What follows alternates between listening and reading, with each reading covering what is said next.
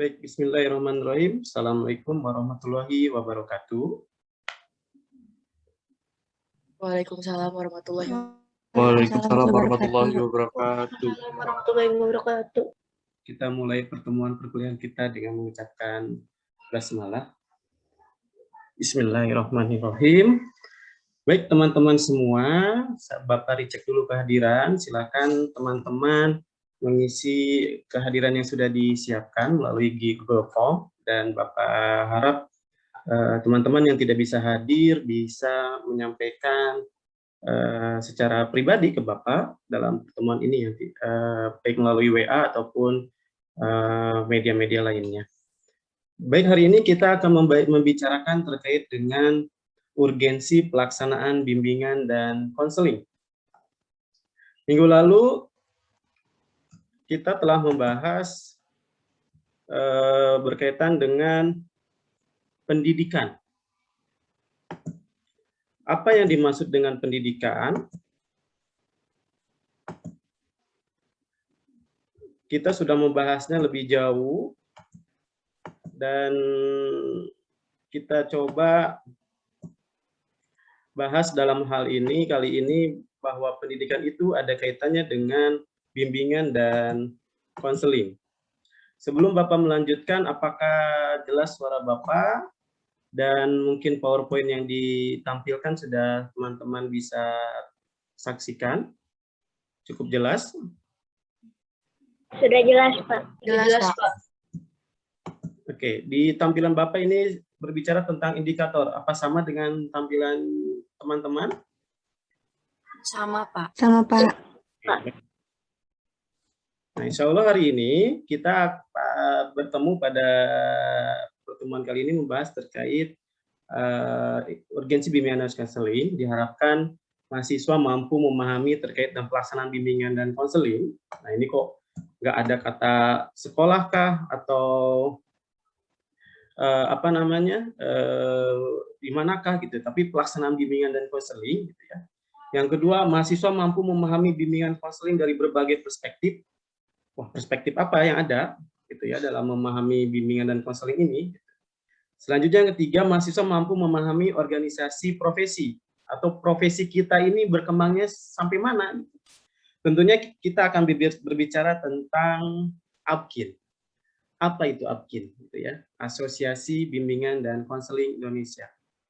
Mungkin kalian pernah dengar atau mungkin kalian baru dengar sekarang mungkin gitu ya. Atau ya apa sih ABKIN dengan IKI gitu ya? Atau apa sih ABKIN dengan MGBK? Kira-kira apa dan bagaimana organisasi ini? Gitu. Baik teman-teman, Bapak ingin sampaikan dulu tentang pendidikan berkaitan dengan pertemuan yang sebelumnya. Oke, kira-kira apa itu pendidikan? Dan kalau teman-teman sudah bisa mengimplementasikannya atau mengarahkannya kepada BK, tolong juga jelaskan. Bapak minta Dodi Sukmadi coba berbicara tentang pendidikan itu apa kira-kira. Silakan Dodi. Baik, Pak. Kalau menurut saya, pendidikan itu usaha pembelajaran sih, Pak. Pengembangan peserta didik untuk kompetensi dirinya masing-masing gitu, Pak. Oke. Apakah pendidikan sama dengan, apakah BK terpisah dari pendidikan? Kenapa? Apakah bimbingan dan konseling terpisah dari pendidikan? Enggak sih, Pak. Karena BK sendiri itu kan jurusannya SPD gitu, Pak, untuk guru. Jadi dalam BK sendiri itu ada mata kuliah landasan pendidikan gitu, Pak. Jadi tidak terpisah. Kalau menurut saya menyatu. Menyatu, baik. Boleh dijawab lanjutan untuk pertanyaan dari Bapak oleh Nanda Aprilia. Apa kaitannya bimbingan dan konseling dengan mengajar? Apa ada kaitan atau tidak? Kalau menurut saya, bimbingan dan konseling dengan mengajar itu ada kaitannya ya, Pak. Soalnya kan karena bimbingan dan konseling itu kan memberikan pengajaran gitu ya. untuk mengembangkan potensi siswa kayak gitu. Jadi ada hubungannya dengan mengajar. Berhubungannya dengan mengajar. Coba Bapak minta pendapat terakhir yang sama, pertanyaan yang sama untuk Salwa Lutfia. Dipersilakan. Apakah ada kaitan BK dengan mengajar? Salwa Lutfia, silakan. Ada, Pak. Ada. Iya. Kenapa, Mbak? Kalau menurut saya, kan dari BK itu sendiri mendidik ya. Pendidikan juga kan bisa dididik. Itu maksudnya dibimbing juga kan. Jadi kalau menurut saya, pasti bimbingan dan konseling itu selalu menyatu gitu dengan pendidikan. Iya, pendidikan. Oke, baik. Terima kasih ya, Salwa, Dodi, Nanda. Pertanyaan berikutnya sebetulnya kita sambil berjalan kita pikirkan. Pendidikan itu punya arti yang sangat luas, di mana pendidikan itu ada yang disebut dengan satuan pendidikan, jalur pendidikan, ada yang disebut dengan jenis, banyak sekali itu kita berbicara, apalagi kalau kita melihat tentang undang-undang, dan kita coba bicarakan pada kaitannya dengan bimbingan dan konseling. Ada mengajar, ada yang melakukan bimbingan. Mengajar dan bimbingan ini apakah sama atau tidak? Gitu ya. Belajar mengajar dengan bimbingan, apakah itu sama atau tidak? Nah, ini pertanyaan yang perlu kalian bisa jawab, tapi tidak saat semester ini tentunya. Kalian harus bisa mampu menjawab secepatnya, apakah dalam semester ini, apakah semester depan, gitu ya, apakah nanti tingkat 2. Tapi kalau baru bisa menjawab di semester akhir, berarti Anda sangat lambat dalam memahami proses pembelajaran di bimbingan dan konseling. Nah, kita coba proses berikutnya. Nah, kita berbicara tentang jalur pendidikan. Bapak sepakat dari Dodi tadi, Nanda, Salwa, ada kaitan tentunya dengan pendidikan. Bimbingan dan konseling itu berkaitan dengan pendidikan, gitu. Bahkan tidak bisa terpisah dengan pendidikan. Sekarang kalau kita lihat setting pendidikan, di jalur pendidikan, dasar hukumnya ada di sini, nomor 20 tahun 2003. Pendidikan itu ada pendidikan formal, pendidikan non formal, pendidikan informal. Sekarang Bapak mau tanya nih, kira-kira BK masuk ke mana? Ada ini yang ditampil di layar Bapak, 3 orang yang tadi yang pertama. Coba Bapak sekarang ingin tanya, Inggit Fahrunisa, BK masuk di pendidikan mana? Izin menjawab, Pak. Ya. Formal. Pendidikan formal, baik. Kita mundur ke slide Bapak yang ke berapa ini ya? Bukan mundur, malah maju kali ya. Ke yang akhir, mendekati akhir ini. Nah, ini berbicara tentang undang-undang BK. BK itu ada di dalam pendidikan. Tapi tidak disebutkan pendidikannya pendidikan apa. Memang gitu ya. Di dalam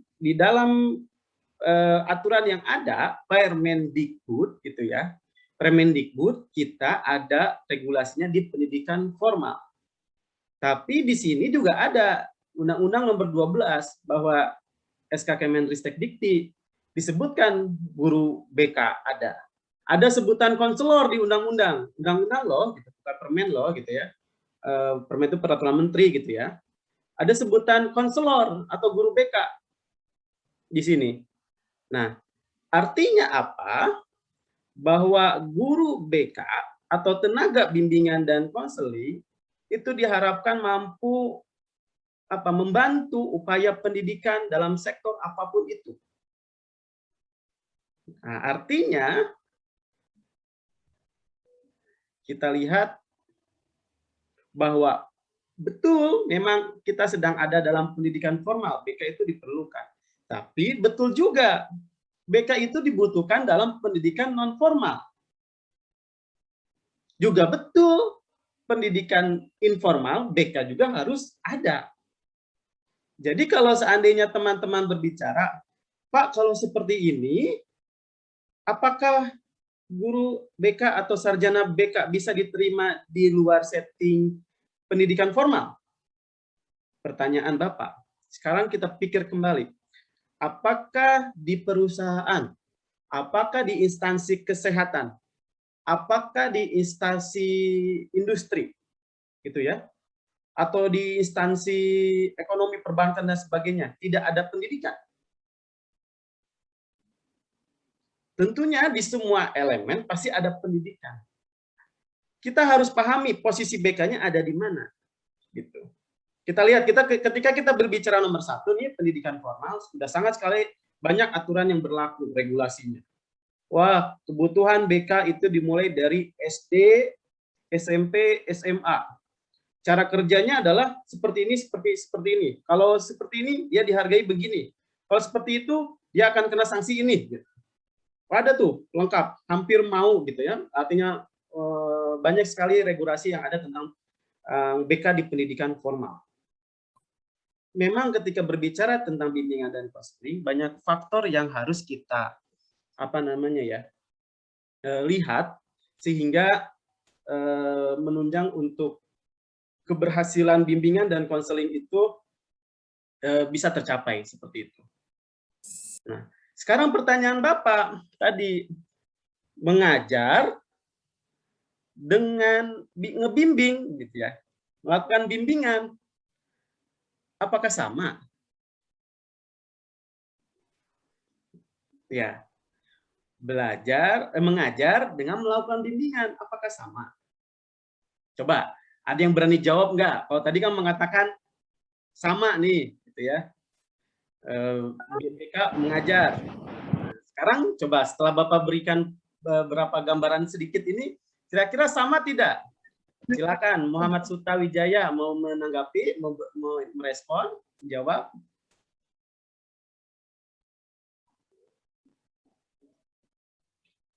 Ada. Pak, boleh nggak? Boleh, silakan. Anjani Ya, mengajar sama belajar ya, Pak? Iya, mengajar. Belajar. Lakukan proses bimbingan. Mengajar. Mungkin mengajar itu kita sebelumnya udah tahu gitu apa yang kita dapat, tapi kalau belajar itu kita juga masih mencari yang belum kita tahu. Menurut Anjani gitu, Pak. Oke. Coba Anjani pikirkan, apakah sama tidak apa yang dilakukan oleh guru mata pelajaran dengan guru bimbingan dan konseling? Guru mata pelajaran sama guru bimbingan konseling. Ya.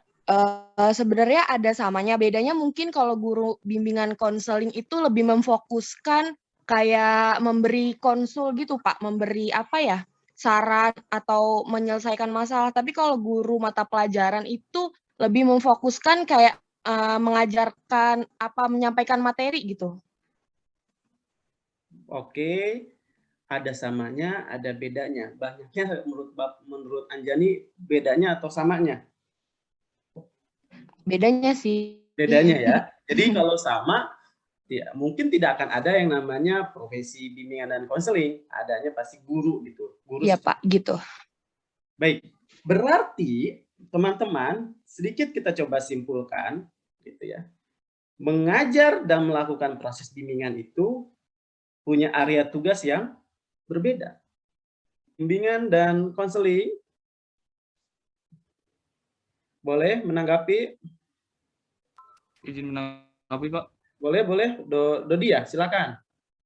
Ya, kalau menurut saya dari bimbingannya dulu ya, Pak. Bimbingan itu kan memberikan bantuan kepada seseorang secara ringan seperti memberikan informasi atau lain-lain gitu, Pak.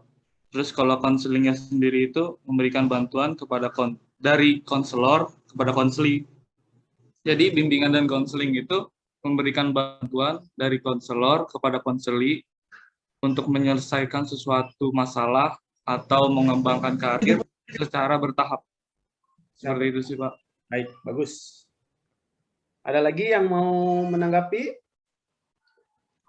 Pak, izin menanggapi. Silakan, Desti. menurut saya bimbingan dan konseling itu ibarat koin yang memiliki dua sisi, yang mana jika salah satu sisi itu nggak ada atau tidak terpenuhi, maka cacat, jadi tidak sempurna. Dan bimbingan konseling ini merupakan suatu hal yang saling bekerja sama atau berkesinambungan. Makasih, Pak. Baik, mantap nih. Ini ngarah-ngarah jawabannya ke arah filosofis nih, Desti nih. Oke, ada lagi? Silakan. Boleh nggak kita hilangkan kata dan? Bimbingan konseling. Silakan, ada yang mau menanggapi? Boleh, mau Desti lagi atau Dodi lagi? Boleh, silakan. Atau Elsa, silakan. Nanda, boleh nggak kita hilangkan kata dan? Izin menjawab, Pak. Ya. Tidak bisa karena bimbingan dan konseling itu dua hal yang berbeda gitu.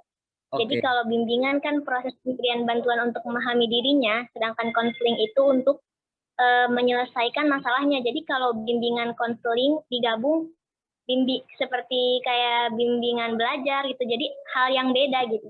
Oke, baik. Terima kasih, Pak. Nah, ini Bapak banyak temukan di surat HMJ ya. Mungkin dulu bukan sekarang. Di poster-poster gitu ya. Kata dan ini kok jadi hilang gitu ya. Dalam penyebutan mungkin orang mudah kali ya menyebut bimbingan konseling gitu. Bimbingan konseling gitu. Nah, memang apa sih Pak sebetulnya? Tapi kalau dalam penulisan ilmiah kita tidak bisa menghilangkan kata dan. Tetap harus ada dan. Memang tadi betul secara filosofis ini dua sisi seperti mata uang, nggak bisa dipisahkan, tapi adalah satu kesatuan. Betul, sangat betul. Punya fungsi yang berbeda, betul. Gitu ya. Punya teknik yang berbeda, ya. Punya orientasi yang berbeda, ya. Tapi kalau kita berbicara sebuah profesi, ini yang isu-isu nasional nih Bapak sampaikan kepada teman-teman semua. Ada yang mengarah pada mereka yakin, saya senang dengan kata konseling daripada bimbingan. Saya senang jadi konselor gitu. Konselor, konseling, konseling, ya konselor. Gitu. Konseling ada di dalamnya bimbingan. Gitu. Bimbingan ada di dalamnya juga konseling. Wah, langsung pokoknya ini-kan.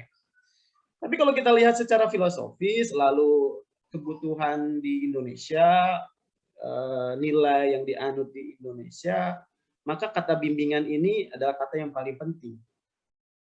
Di luar sana mungkin hanya konseling, sekolah gitu ya, konselor sekolah, konselor kesehatan. Tapi untuk di Indonesia secara filosofis, secara segala macam, kita harus hadir, konselor hadir dari bahasanya apa ya, lahir dari kata bimbingan dan konseling. Karena bimbingan di sana ada nilai yang dianut, ada agama, ada budaya. Nanti kalian akan belajar bimbingan lintas budaya, gitu kan. Nah, ada sesuatu yang memang diupayakan, dan upaya itu prosesnya tidak pendek, tapi sangat panjang, bahkan kita tidak tahu akan berhasil atau tidaknya. Maka BK itu berorientasi bukan kepada hasil, tetapi BK itu berorientasi kepada prosesnya. Nah, bimbingan dan konseling ini tidak bisa dipisahkan. Maka Bapak harapkan teman-teman dalam pembuatan karya tulis ilmiah, dalam penyebutan, dalam keorganisasian, kata dan, walaupun kakak tingkat kalian menyebutkan ya salah gitu, kalian harus jangan koreksi lah, ingatkan bahwa yang benar harus ada dannya. Bimbingan dan konseling. Di Indonesia, siapa konselor itu? Di Indonesia, konselor itu adalah bimbingan dan konseling. Kenapa? Ya karena tadi Bapak sudah jelaskan. Kata dan ini ketika kita mengartikan secara harfiah, ini memiliki dua makna yang berbeda. Tetapi ketika kita menjadikan satu, ini menjadi satu frasa.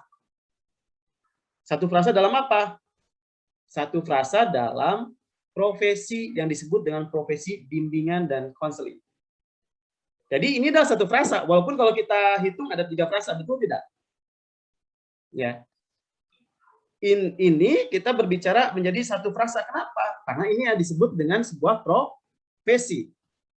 Tapi kalau kita tindak lanjut lagi lebih jauh, maknanya, fungsinya, ininya, maka ini bisa jadi 2 frasa atau 3 frasa. Gitu. Maka kalau seandainya berbicara tentang bimbingan dan konseling, itu adalah sebuah profesi? Ya, sebuah profesi. Layaknya seperti apa? Anda pernah ke Jakarta, ke daerah sawah besar? Gitu. Atau mungkin kata-kata apa lagi ya? Bunga apa? Tegal jeruk di sini. Kalau daerah Bapak ada Tegal jeruk, Tegal duren gitu ya. Tegal apa? Ini kira-kira 2 frasa atau jadi 1 frasa? Ketika menjadi nama gitu ya. Ini menjadi 1 frasa. Sawah besar itu nama daerah. Itu bukan 2 frasa. Itu jadi 1 frasa, sawah besar. Mungkin kalau kita diartikan secara kata per kata itu, oh mungkin dulu daerah sini sawahnya besar-besar. Nah, gitu. Di sini Bapak namanya Tegal Duren, mungkin dulunya banyak tegal dan duren kali ya seperti itu. Tapi ketika menjadi nama, itu menjadi 1 frasa, yaitu Tegal Duren. Seperti itu. Jadi teman-teman semua, mari sama-sama kita selalu yakin bahwa kata bimbingan dan konseling ini harus selalu ada. Sampai apa ya? Sampai profesi ini masih ada lah berkembang. Jadi jangan sampai memisahkan arti dari bimbingan, jangan memisahkan arti konseling ketika kita berbicara tentang sebuah profesi. Kalau kita berbicara sebuah profesi, maka ini ada satu kesatuan. Seperti itu. Baik teman-teman. Nah ini lihat, banyak orang yang mengeksklusifkan tentang konseling. Konseling, guidance gitu. Padahal upaya yang paling sekarang dikehendaki di abad sekarang ini adalah berorientasi pada perkembangan, upaya preventif. Kalau kalian masih berbicara tentang konseling, berarti artinya sebetulnya konseling ini upaya kuratif. Paham maksudnya? Preventif dan kuratif. Preventif adalah upaya pencegahan, developmental adalah upaya yang mengembangkan, ya. Konseling adalah di sini sifatnya adalah kuratif, menyembuhkan. Artinya sudah banyak masalah terjadi, lalu dilakukan konseling. Kalian mau seperti itu, mengobati. Jangan-jangan nanti kalian ranahnya bukan ranah bimbingan dan konseling, ranahnya psikoterapis atau psikologi klinis. Hati-hati, kita bukan ke situ arahnya. Ya, boleh deh Bapak ilustrasiin, boleh ya? Nih, mungkin Pak Alfi udah pernah ilustrasiin atau belum ya? Saya coba ilustrasikan seperti ini. Ada siswa yang nggak mau sekolah, ditemukan di dalam kamar mengurung diri, lalu diketok-ketok sama ibunya.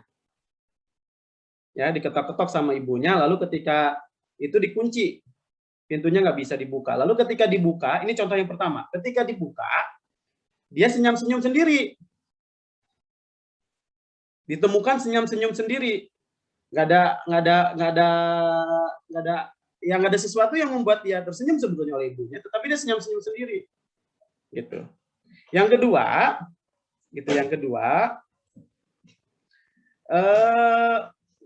ditemukan sama siswa atau anak yang sedang mengurung diri, lalu ketika dibuka dia nangis, menutup diri dengan selimut, gitu. Tutup diri dengan selimut.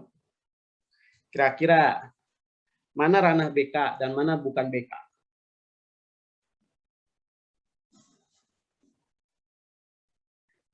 Boleh dijawab. Contoh yang mana? Contoh yang pertama atau contoh kedua ranah BK? Abi yang ngajar dulu ya. Boleh dijawab oleh siapa nih yang belum berbicara ya? Hani deh, Hani. Ada Hani? Hani Ajhari. Ya, Pak. Nah, kira-kira contoh mana yang itu adalah upaya BK? Contoh yang pertama atau contoh kedua? Mohon maaf, Pak. Bisa diulang lagi nggak? Contoh pertama, dia senyum-senyum sendiri. Contoh kedua, dia nangis lalu menutup dirinya dengan selimut. Kira-kira yang bisa ditangani oleh guru BK atau seorang BK, yang mana nih? Yang kedua sih, Pak. Yang kedua? Yang nangis sambil nutupin selimut. Oke. Ini sederhananya Bapak berikan contoh ya teman-teman semua. Kita ini menangani orang-orang yang masih bisa bahasanya diajak ngobrol. Bahasanya dia bisa masih membuat sebuah keputusan, langkah-langkah yang terbaiknya seperti apa gitu. Tapi kalau sudah diajak ngobrol, senyum-senyum, kita nggak ngajak senyum, nggak ngajak ketawa gitu ya, lalu mukul-mukul gitu ya, itu bukan ranah kita. Nah, terus kalau seandainya sudah masuk area kriminal, mereka berbuat kriminal, itu bukan ranah kita. Seorang siswa tadi Bapak lihat tadi malam seorang anak membunuh ibunya gitu ya, seorang siswa membunuh gurunya. Jangan sampai kalian, wah, saya ingin mengidentifikasi kira-kira mereka kenapa ya? Itu bukan ranah kita lagi ya. Itu udah langsung masuk area kriminal yang udah ada tanggung jawabnya di sana, ada kepolisian, ada psikolog, ada apa gitu ya. Jangan sampai teman-teman, BK itu penuh tantangan, Bapak pikir seperti itu, penuh tantangan, tapi juga penuh dengan sebuah hasil kebahagiaan. Karena tolak ukur kebahagiaan guru BK ya Maulana, ketika dia datang mengucapkan terima kasih bukan hanya bukan secara finansial. Bapak, Ibu, kalau tidak Bapak seperti ini, saya tidak akan jadi ini. Nah, itu sebuah kebahagiaan. Bapak, Ibu, terima kasih atas proses bimbingan, atau Bapak, Ibu, terima kasih atas memfasilitasi saya bisa masuk perguruan tinggi ini. Dan itu bahasanya apa ya? Amal jariah yang nggak ternilai lah, jadi terus mengalir gitu. Itu mungkin Maulana ya jawaban Bapak. Atmosfer Bapak tentunya pasti sangat baik, cuman tantangannya seorang dokter juga kan, masa seorang dokter sakit gitu kan. Bahasanya gitu. Maka bagaimana terus bisa prima kan seorang dokter gitu. Maka guru BK juga harus mampu di rumah cembetut, banyak persoalan, tapi ketika masuk ke kelas atau masuk ke sekolah, kita menghadapi ini tetap harus senyum. Gitu kan, itu gimana kita harus bersikap profesional kita. Mungkin kalau orang lain dimaklumi kali ya, tapi kalau BK mungkin akan dilihat, oh, tidak bisa ini, kalau BK harus bisa tahu bagaimana kita harus melakukan atau menghasilkan performa yang baik seperti itu. Oke, Bapak pikir cukup. Minggu depan silakan teman-teman cari tahu tentang landasan atau program BK, komponen-komponen program BK, yang dimana komponen BK ini sangat penting, bahwa BK itu ada upaya profesional dan kita harus tahu BK adalah upaya yang memang bukan hanya insidental tapi sistematis. Dengan cara apa? Mengetahui programnya. Jadi teman-teman silahkan membuat resume terkait dengan program BK. Baik, terima kasih teman-teman semua. Mudah-mudahan pertemuan kali ini bermanfaat. Dari pertemuan ini kita banyak hal yang kita bicarakan. Bapak minta satu deh, bisa mendengar Bapak kira-kira apa yang kalian bisa dapatkan dari pertemuan ini. Boleh Desti, silakan.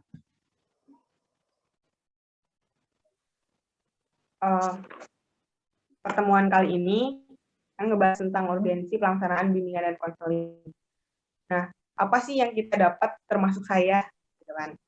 Kita jadi tahu bahwa oh ternyata profesi BK tuh nggak jadi guru aja loh, gitu kan? Nah, kita juga belajar tentang apa sih pendidikan, apa sih hubungannya bimbingan dengan mengajar, gitu kan? Nah, kita ngebahas tentang organisasi ABKIN juga nih, tentang profesi. Nah, saya juga pribadi jadi tahu bahwa oh ternyata ada divisi lain ya di ABKIN itu. Terima kasih Pak. Terima kasih. Mudah-mudahan kita dapat bertemu lagi di pertemuan berikutnya. Mudah-mudahan dalam keadaan sehat walafiat ya semuanya. Bapak akhiri, mohon maaf bila ada kekurangan. Assalamualaikum warahmatullahi wabarakatuh.